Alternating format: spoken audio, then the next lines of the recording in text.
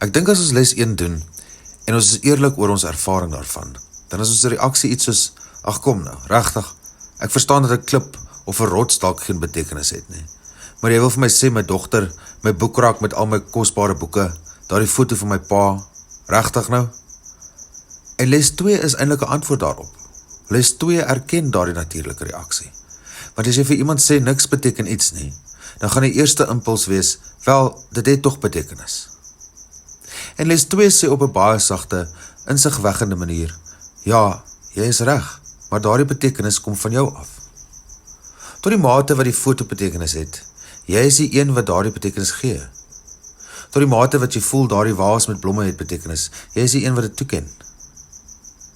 En in werklikheid sê les 2, alle betekenis wat jy in die wêreld sien, in jou kamer, op die planeet waarop jy leef, kom van jou af.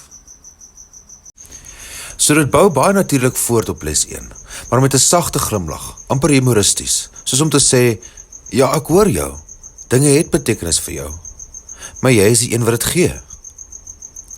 En dit is belangrik, want dit stel vir ons die idee bekend, dat jy en ek medeskeppers is.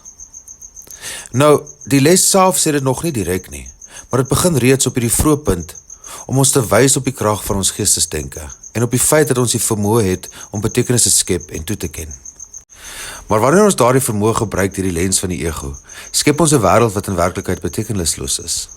En dan raak ons identiteit verward. Ons vervreem onsself van liefde. En ons verloor sig op die eenheid wat die grondslag van ons werklike wese is. Maar wanneer ons later gemakliker raak met die idee, dat ons medeskeppers is, omdat ons geskape is deur die Skepper self, dan begin ons verstaan wat dit beteken, om toe te laat, om waar te neem, om te sien dat daar 'n ander betekenis aan die wêreld gegee kan word. Nie deur ons eie oordeel nie, maar deur iets veel dieper, deur God, deur liefde. So les 2 is eintlik 2 dinge. 'n Inleiding tot die krag van ons geestesdenke en 'n uitnodiging om stilweg oop te raak vir die moontlikheid dat die wêreld soos ons dit nou sien, verkeerd is. Ja, dis basies, dis eenvoudig. Jy sê daar is betekenis en die les sê reg, maar jy is die een wat dit doen. En wat belangrik is daarvan is 2 dinge. Eerstens, jy het daardie krag.